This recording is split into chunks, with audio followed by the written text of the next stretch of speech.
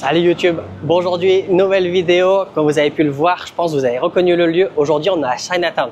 Bon, encore une fois il fait extrêmement chaud, cette fois je me suis préparé, j'ai mis un t-shirt de sport. Donc aujourd'hui on va faire un petit vlog parce que ça fait un moment que j'ai pas fait un vlog sur la chaîne. Et j'avais commencé une petite série, c'était la visite des quartiers de Bangkok.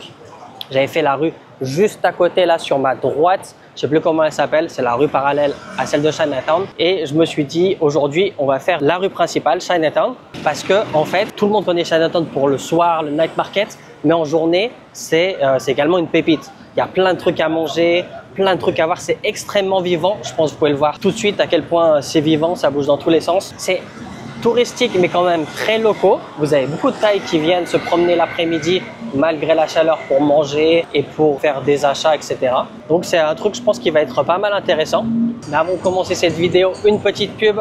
Si jamais vous souhaitez apprendre le Thaï, et apprendre le Thaï vraiment comme un local, c'est-à-dire utiliser des vrais mots qu'on utilise dans la vie de tous les jours, que vous pouvez utiliser même à Chinatown. C'est pas le Thaï des écoles où vous allez apprendre des mots que vous allez sûrement jamais utiliser parce qu'ils sont pas communs. Je vous explique toute la méthode, comment j'ai fait pour parler Thaï couramment, comme vous avez pu le voir à travers mes micro-trottoirs ou mes interviews en Thaï. Je vous mets le lien dans la description. Et pareil, comme d'habitude, si jamais vous souhaitez vous expatrier en Thaïlande, vous avez besoin d'astuces, de contacts, eh bien, il y a un accompagnement, un guide vidéo à ce sujet-là. Je vous mets le lien dans la description. La première étape, ça va être d'acheter quelque chose à boire parce que j'ai extrêmement soif, il fait extrêmement chaud.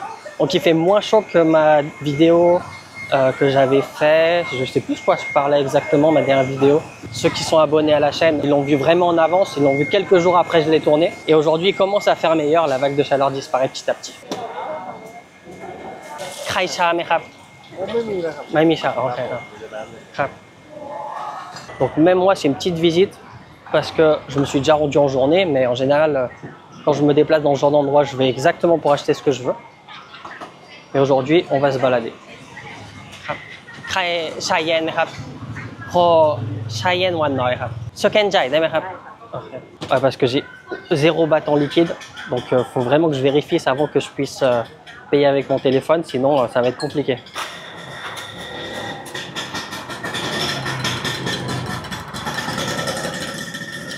Combienครับ 30 ค่ะ 30เย็บขอบคุณครับ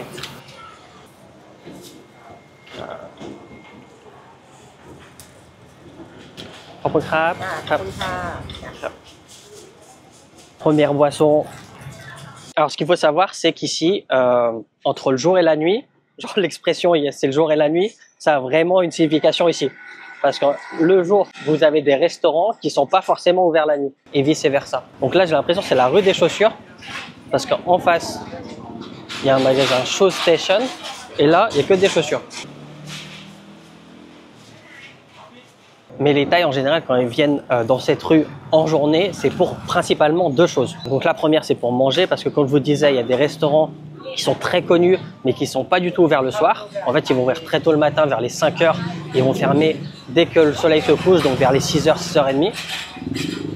Et surtout une autre chose que je vais vous montrer dès que j'en vois. Mais en attendant, on va se balader dans ces petites ruelles. Ça a l'air bien stylé. Et là, c'est la tenue des étudiantes collège-lycée. Et ça, les Chinois, ils adorent porter cette tenue quand ils viennent en Thaïlande. Hein. Ils achètent cette tenue, de la portent pour faire des photos. Vous pouvez voir plein de Chinois qui ont mon âge, donc la trentaine, on va dire.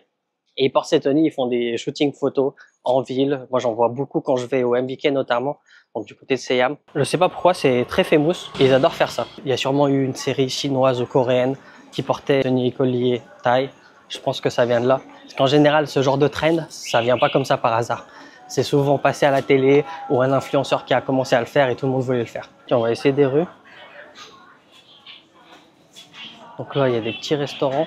Là, c'est vraiment la Thaïlande. Genre quand on a des petits trucs comme ça, tu sens vraiment à l'écart du centre-ville avec tous les immeubles et tout. C'est vraiment authentique. Hein. Je vous invite à vous promener ici en journée si jamais vous venez. Malheureusement, j'ai déjà mangé, du coup, je pense pas que je vais acheter quelque chose à manger. Mais si je vois des restaurants que je connais qui sont vachement connus, d'ailleurs, je pense qu'on va y aller, hein, donc restez bien, au moins pour vous les montrer. Et ben, venez tester un peu la street food ici parce que c'est quelque chose. Déjà, le soir, c'est quelque chose, mais l'après-midi, ça l'est tout autant et différemment. Allez, petits dépanneurs là, les sortes de 7-Eleven à l'ancienne. Apparemment, ça gagne pas très mal, s'ouvrir ce genre de shop. Ça a l'air de rien, mais n'empêche, ils sont chez eux, ils ont rien à faire. ils vendent 2-3 bricoles, ils arrivent à ramasser un petit billet. Et du coup, je sais pas si vous allez entendre avec le micro parce que ça étouffe bien. Mais là, on n'entend vraiment pas les voitures. Alors que quand je vais arriver à la rue principale, on va entendre que ça. En tout cas, moi, personnellement, là, j'entends rien parce que j'avais déjà fait une vidéo sur la pollution à Bangkok. Et c'est pas seulement la pollution de l'air, c'est aussi la pollution visuelle et sonore. Et à force d'y vivre à long terme, c'est un désavantage, c'est relou d'avoir toujours le bruit des véhicules en permanence. C'est pour ça que c'est bien d'habiter un petit peu à l'écart, avoir des endroits un peu calmes. Comme ici, on n'entend vraiment rien. Donc, je vais acheter un ticket.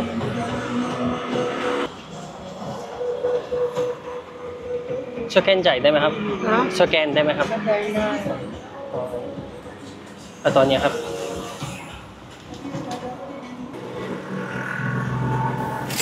Paf, j'achète. เรียบร้อยครับขอบคุณครับ Donc là, j'ai acheté mon ticket. Souhaitez-moi bonne chance. Le tirage a lieu le 2 mai. Donc si à partir du 2 mai, vous voyez sur mes stories Instagram, d'ailleurs si c'est pas déjà fait, suivez-moi sur Instagram. Mais vous voyez sur mes stories Instagram où je suis en train de flamber tout mon argent, c'est que j'ai gagné 6 millions de bahts. Parce qu'un ticket, si vous avez le gros lot, il y a 2 tirages par mois. Le gros lot, c'est 6 millions de bahts. Après, si vous avez 2 fois le même ticket, bah, c'est 12, 10 fois 60, etc. Vous avez compris. C'est souvent que j'achète des tickets, enfin souvent. J'achète pas tous les mois, 2 fois par mois ou quoi. Mais j'aime bien de temps en temps acheter des tickets pour jouer. On aime bien rêver. Je pense que j'achète plus le droit de rêver qu'une victoire potentielle. Parce que j'ai jamais gagné au loto taille. Même pas 2000 bahts. Ce qui est le plus petit lot. Donc voilà, le deuxième point important que je vous parlais, c'est l'achat de l'or. En fait, en Thaïlande, l'achat de l'or, c'est vraiment le truc numéro 1. Vraiment, sans exagérer, je pense que l'or, c'est l'investissement. C'est le premier investissement, je pense, en Thaïlande. En fait, ce qu'il y a de bien avec l'or, c'est que c'est accessible à tous. Vous pouvez acheter de l'or et ça va prendre de la valeur potentiellement sur du long terme, bien sûr, mais à partir de très peu d'argent. En fait, vous pouvez acheter, ici on compte en bahts. Donc un baht aujourd'hui, à l'heure où je tourne la vidéo, c'est 52 600. En fait, là, si toi tu l'achètes, c'est 52 700, mais si tu le rachètes à toi, donc si tu le revends, c'est 52 600.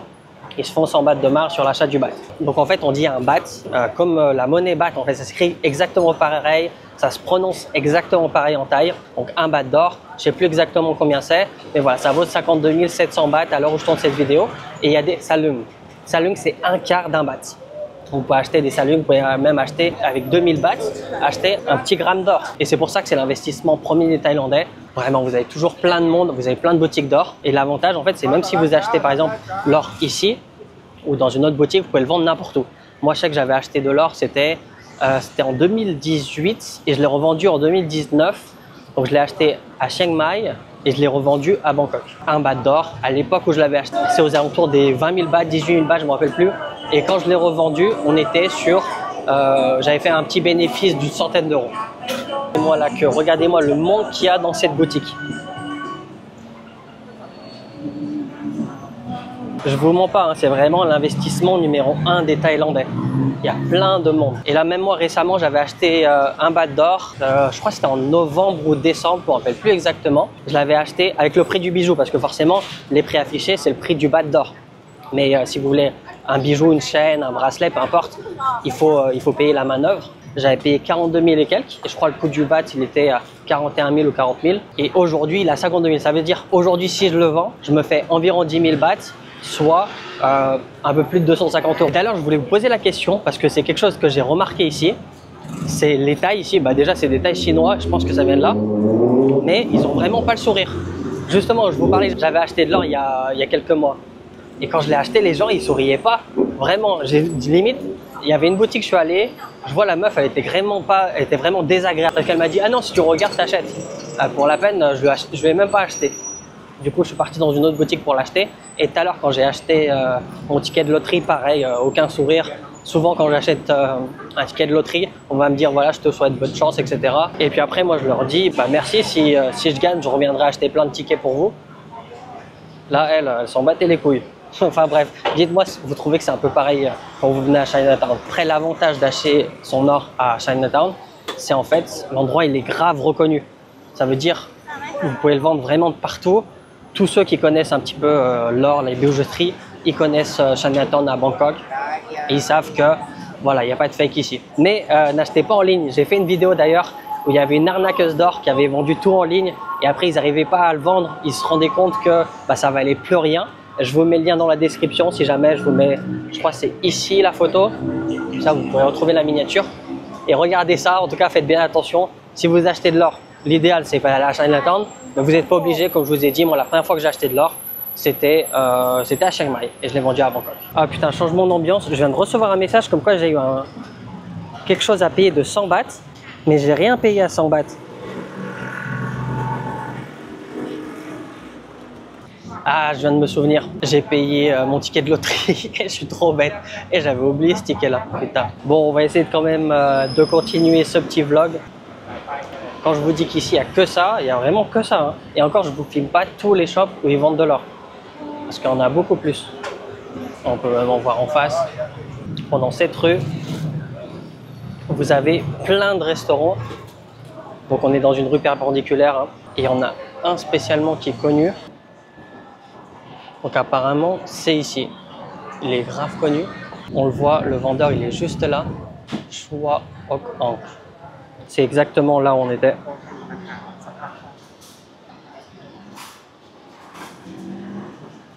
Normalement, c'est lui qui vend. Donc si jamais vous passez dans le coin, allez jeter un œil pour voir si c'est ouvert. Je vous montre juste le nom de la rue au cas où. Hanon Lengna. Et le monde qu'il y a dans ce magasin. C'est fou. Vous avez aussi des étrangers. J'hésitais à acheter de l'or. En vrai, je pense que je vais acheter. Hein. Je vais acheter avec vous. Je suis pas sûr qu'on puisse filmer ici. Ok, ça on peut. Ça va être long.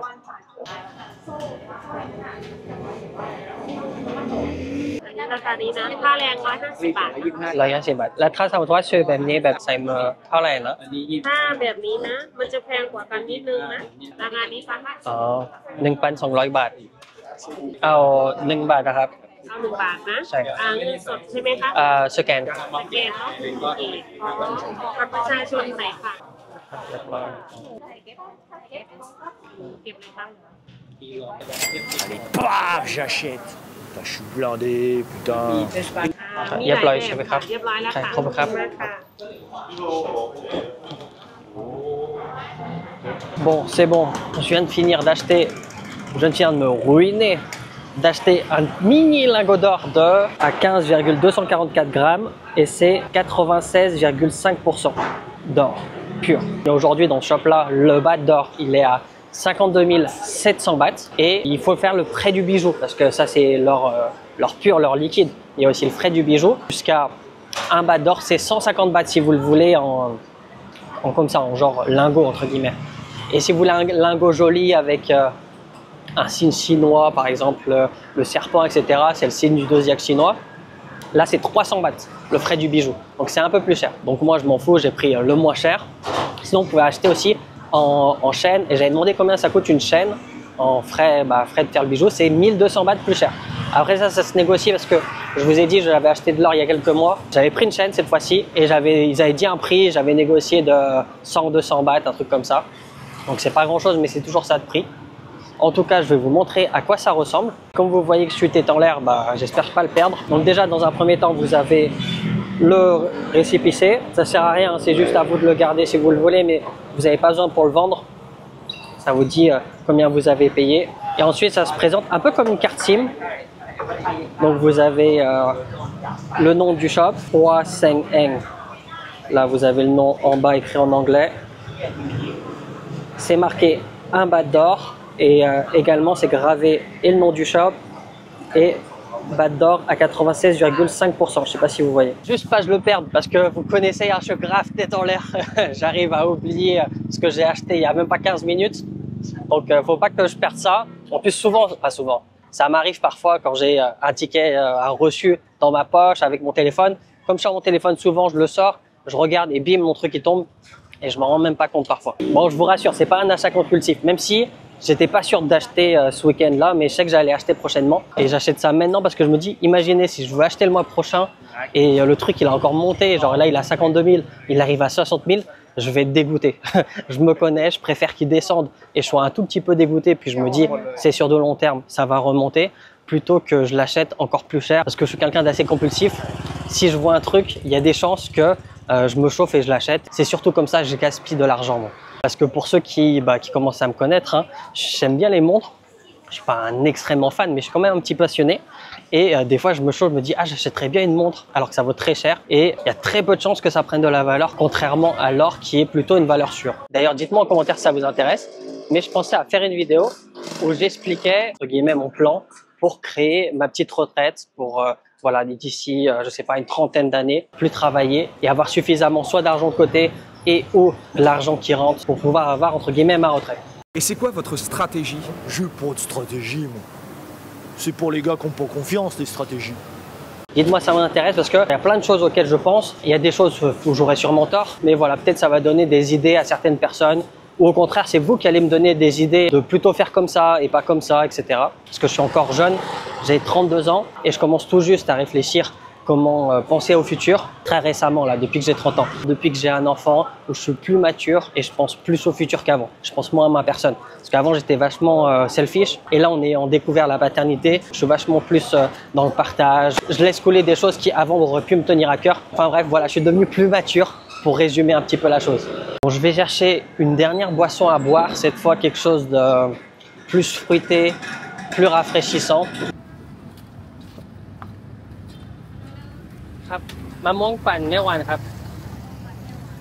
Bon, finalement, je me suis mis sur un smoothie mango. Il n'est pas donné, 80 bahts. Bon, j'espère au moins qu'il est bon.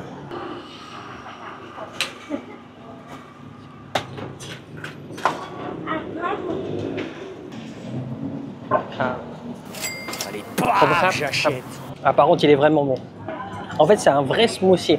Je sais pas si vous voyez ce que je veux dire. Parfois, vous achetez des smoothies et il y a des morceaux de glaçons, c'est relou un peu. Mais là, c'est vraiment d'un fruit bien mûr, sans morceaux de glaçons qui est relou quand vous buvez. En tout cas, ça se voit que la chaleur commence à descendre parce que ça sent tout de suite qu'il fait vachement meilleur. Après, également, je suis en t-shirt de sport. J'avoue, ça aide un peu quand il fait chaud, avoir du synthétique plutôt qu'avoir du coton. Donc, préparez-vous. Si vous n'êtes pas membre de la chaîne, qu'est-ce que vous attendez? Souscrivez tout de suite à devenir membre pour avoir les vidéos en avance. Mais pour ceux qui ne sont pas membres et qui viennent juste de voir la vidéo à la sortie officielle, entre guillemets, eh ben, je crois qu'on sera déjà en saison des pluies parce que j'ai environ 2 semaines d'avance. Donc voilà, je vais rentrer, c'est fini pour aujourd'hui, je pense. Dites-moi ce que vous avez pensé, même si j'avoue, on n'a pas vu grand-chose, à part l'or, on n'a pas fait grand-chose. Mais si jamais ça vous intéresse de faire plus de vidéos de visites de quartier, dites-moi si déjà ce type de contenu peut vous intéresser, mais aussi dites-moi des quartiers, vous voulez que je fasse un tour. Et je découvrirai peut-être en même temps que vous. En tout cas, n'oubliez pas de vous abonner, si ce n'est pas déjà fait, de liker la vidéo. Et puis moi, je vous dis à la prochaine. Et pour ceux qui restent après la fin de la vidéo, je vous montre là où je me gare. Si jamais vous êtes véhiculé et vous venez à Chinatown, garez-vous dans ce petit mall, petit centre commercial. C'est Chinatown, tout simplement. C'est juste à une rue de la rue principale de Chinatown. Et c'est pas trop cher le parking. Et il y a énormément de place.